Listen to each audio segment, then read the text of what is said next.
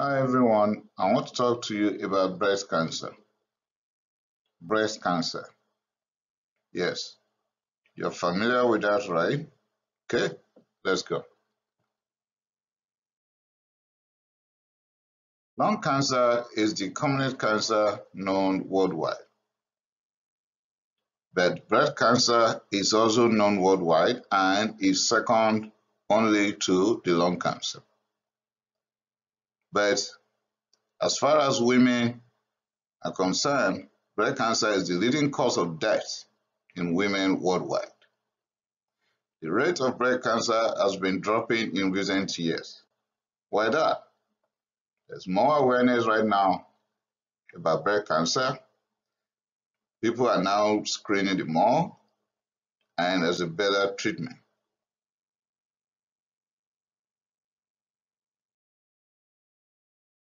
Risk factors. Why is it important for us to go over risk factors? It is very important. If we go over risk factors, we might be able to watch over some of them, and to all other risk factors that we cannot control ourselves, then we'll take appropriate measures. But let's start. Personal history of breast cancer. If you have any form of breast cancer in one breast, you stand the chance of having another in the other breast. The right time is contralateral breast. Family history of breast cancer.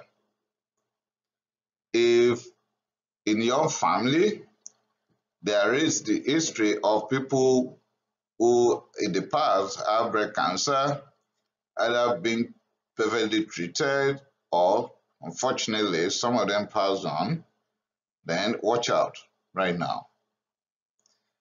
It is worse if the affected individual in your family lineage is a first-degree relative. That is either your mom, your sister, your aunt, and worse on top of that, if the affected individual had the breast cancer at a younger age. For example, your mom, your sister, your aunt have breast cancer at age of 30, then you better be on the run right now. Inherited breast cancer genes like BRCA1, BRCA2 that affects both breast cancer and ovarian cancer is a serious issue when we inherit them. Unfortunately, we've inherited a lot of things from our parents, but then unknown to us, we have inherited some horrible stuff too, like this type of genes. I'll talk more about this later on. Early menarche. Yes, young lady in the middle school now coming down, or even in high school, now coming down with menses. Family is excited, it's a complete lady, great. But at what age? If this menarche is at early age of 10 to 13, the chances of coming down with breast cancer later in life is higher if it's running in the family and if other risk factors are present. But it is lower if the menarche is at age 15 or older. Late menopause.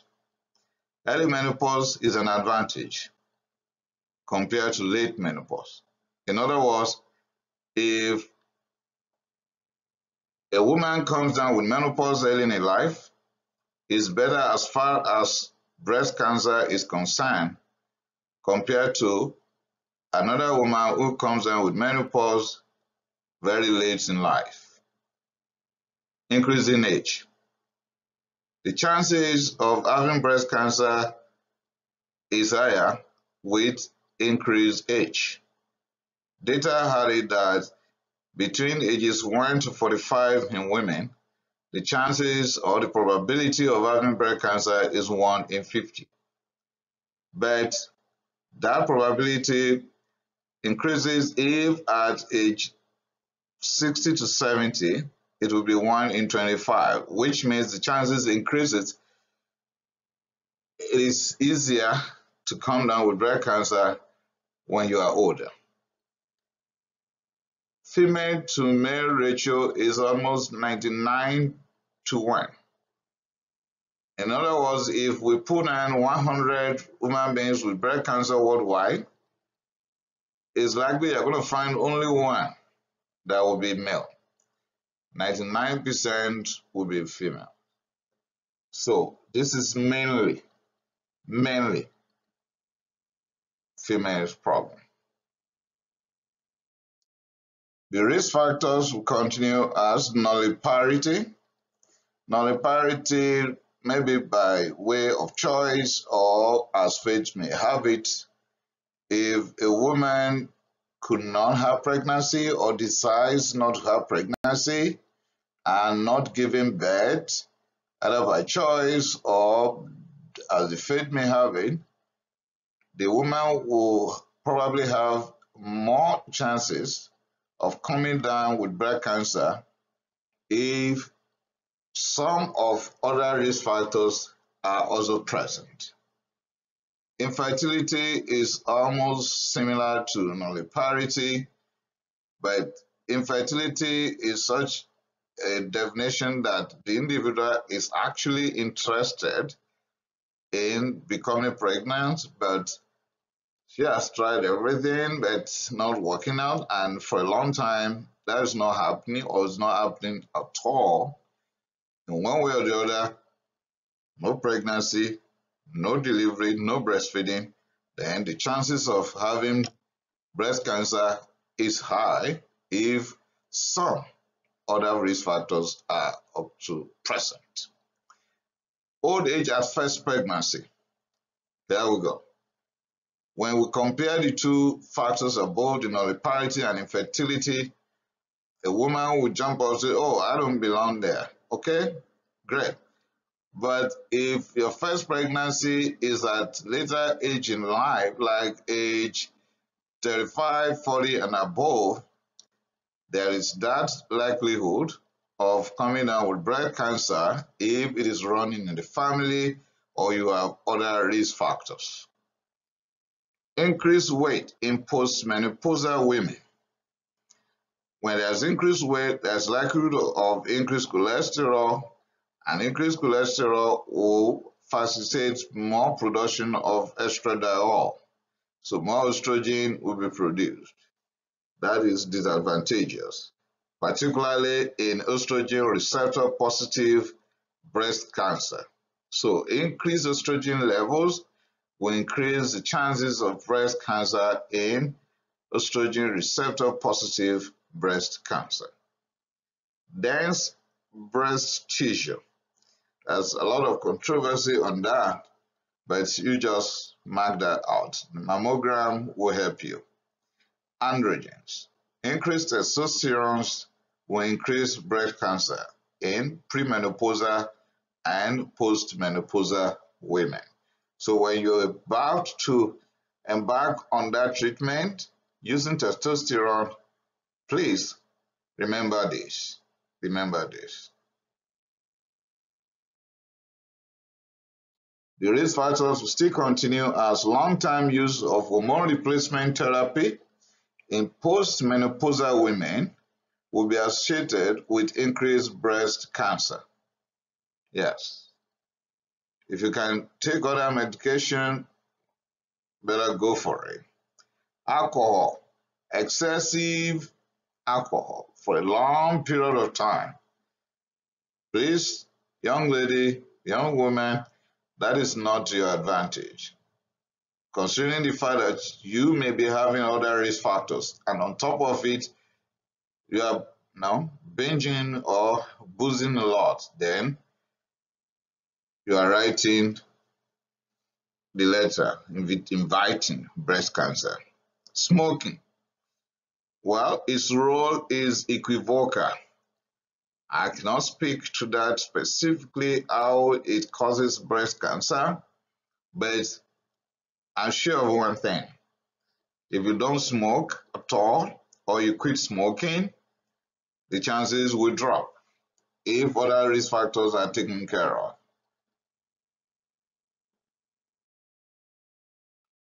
You see, we are still on risk factors. 10 minutes and we're still talking. Third stature is associated with increased likelihood of breast cancer. Oh, and someone will say, I'm glad I'm short. No, that's just what the literature reveals. That the fact that you are short is not a guarantee that you're out of the hook when it comes to breast cancer. Benign breast disease like intraductal papilloma and complex fibroadenomas will give a clue that you are at risk. Sedentary lifestyle. Okay, sedentary lifestyle will be associated with increased weight, like I've just said a couple of minutes ago. So, get out, work out, walk around, share the weight, be active. Ionizing radiation. Like someone is having cancer in another part of the body, from chest region to the neck region, and the individual is now taking radiotherapy. Imagine that. Not for anything bad, but for something good. You are taking radiotherapy to deal with maybe lymphoma, and then you are coming down with breast cancer because you have been exposed to ionizing radiation. It could be nuclear plant release or bomb release. Well, thank God for the peace around, but in the time of war, people come down with all sorts of problems, head-related issues. Those that are living close to anywhere in the world where the nuclear reactor is being planted and they're having ionizing radiation, or there's bomb, there's war, anything, the chances of coming down with breast cancer will increase. Insulin hypersecretion in postmenopausal women with insulin growth factor 1 will increase the possibility. Increased bone mineral density will be equal to increased risk of breast cancer.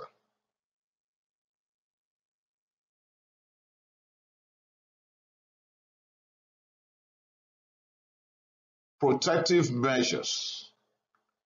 This is a good news, right? Yeah, I agree. Okay, let's go over it together. Parity. You have your first child early in life. Great. That's an advantage when it comes to breast cancer.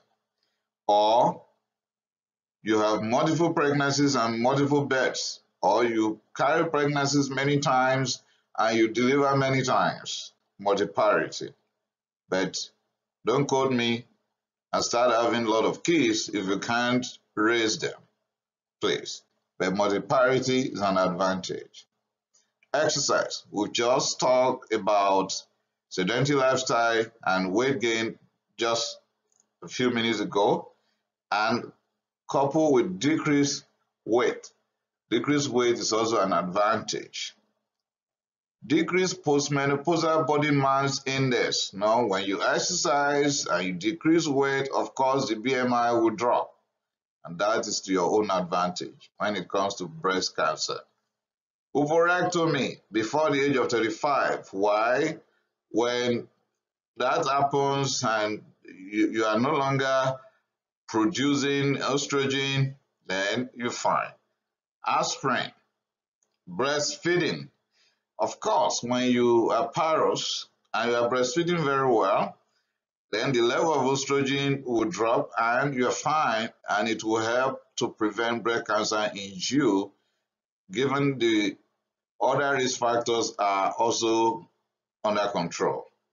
Diet rich in vegetables, fish, and olive oil will be to your own advantage. In conclusion, I have just gone through the possible risk factors. What is important is go over them one by one and find out those ones that are applicable to you and how you can go against them so that you'll be indirectly going against the possibility of having breast cancer. The next presentation will be on screening, staging, and diagnosis. And another one will be on the different types of breast cancer, the treatment at the different stages, and the possible complications. Thank you for listening. Please check out my presentations, and you're going to get all these ones that I promised very soon. Thank you.